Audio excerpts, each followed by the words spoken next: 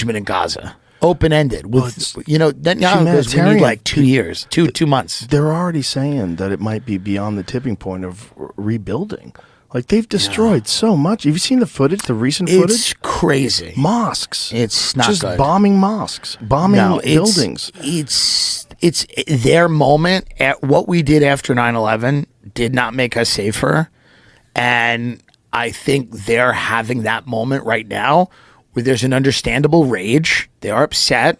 Hamas has their babies and women and children, and what Hamas did was strike at the heart. That's what terrorism does, right? You get to the core of a human being by saying, we're going to rip away the things from you that you care about the most. This is the emotional response to that.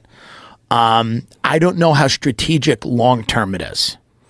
It's terrifying. And I think it's unfortunately, when you see women and children being killed that are innocent, we got to minimize that. This is, if not, this is why when we have a modern civilization, the whole point of being a civilized country is to, minimize deaths of innocent people in these types of things. Especially like that.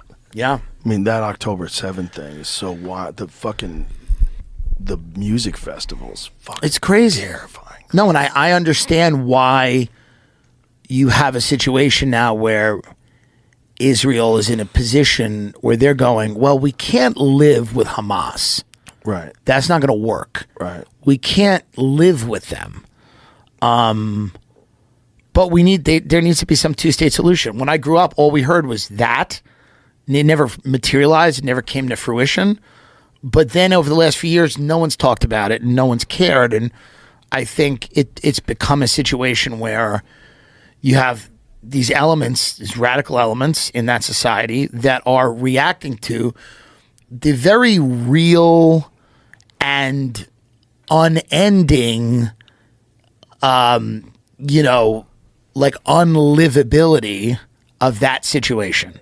Where Gaza's unlivable. It's not a livable situation, the situation. So then there's going to be people that are ultimately hopeless. And that's where terrorism comes from. It comes from people that feel like they have zero hope. Nobody blows himself up or engages in this type of activity because they feel like there's a myriad of options for them in life. Right. They might be polluted with fundamentalist religion, but where does that come from? It comes from the idea that if somebody came to me and goes, blow yourself up, I go, I don't want to. I have a show tonight, for law enforcement. I have whatever. I got stuff to do. I don't have the greatest life in the world. I don't even have to say that. I have a raccoon coat on. But the point is, I'm not going to blow myself up. No young 19-year-old person should be at a point in their life when for a religion or a political faction or a government should be thinking of doing a kamikaze mission. So you do have to address the political conditions that create that level of hopelessness. You do. Yeah. That doesn't mean that anti-Semitism is okay. And that doesn't mean that at every turn you're going to be able to convert people, that if they just want to kill Jews, maybe they're just going to kill Jews. And you have to eradicate that threat. But you have to address those political conditions that create that type of desperation in people that turns them to that type of violence. Have you ever heard Dave Smith talk about it? Yeah, I heard a little bit on your show. He goes deep. He's deep in it. And when you look at when it's all laid out, you're like, oh my God, how do you fix that? It's very hard. Well, I believe in a crusade. I believe my fat aunt and uncle, the Christians, take it. They come in on a Carnival cruise ship. They come out. The Jews and the Arabs go, what happened? And then Big Daddy, the originals, the Christians, the ones who used to run it, come back. They set up Dave and Buster's. They're in there. They're at buffets. My aunt's pointing at the tomb where Jesus supposedly crawled out of. She's taking a photo with it in her sandals. It's very hard to imagine fixing any of this stuff.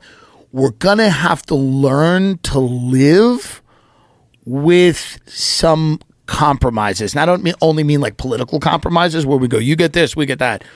There's just some compromises in life where we're going to have to just understand that certain areas might be dangerous. Yeah. You know? Certain areas might be dangerous. It's what it is. Did we fix the south side of Chicago? Did we fix inner city, East St. Louis? Did we fix any of those? No, people left. So that's unfortunately what tends to happen a lot is people go. They leave. So I don't know that. But how do they get out of Gaza? That's the problem. That's a problem. That's part of the problem. Is that's it's a problem. Kind of an open air prison. That's a problem. They're going to have to go to some of the other Arab countries. Are the other Arab countries taking Gaza refugees? No, not a lot of them. That seems like they should take some. But again, I don't want refugees. Like I almost agree with them there. It's like I don't want refugees. If my family started calling me going, hey, our pipes froze, I'd go, oh, I'm sad. That's horrible. Wow. Just be at the hotel again, huh? Well, we figured you got a house. What? It's like, there's a limit to the refugee game. Well, that was one of the funniest things about the New York crisis. They were asking people to take them into their homes. No. What are you talking about? Some guy who walked over here from Guatemala and he's going to sleep with your kids? It's crazy. Like, what are you saying? Do you know that guy? Is he cool? Here's the thing, and I know this is going to sound horrible because I think even if Jesus were to come back, he would even say, enough with the refugees. Like, I think, we got to not fuck up the whole world and then take them all in. Like this writer, Steve Saylor, said, he had a great quote, invade the world, invite the world. Can't do it. We can't go around fucking everything up and then all these people show up and we go, well, we owe them. I go, I don't owe them. I didn't do it. I didn't bomb them. Well, your tax dollar. It's like, we have to stop letting people destabilize all these countries and then let them in. We have floods of refugees in Why Europe. do you think the refugees are coming in from the southern border like they are? Why do you think they're allowing that to happen? It's economic migration, and the reason is that a lot of these business owners and rich people benefit from cheap labor.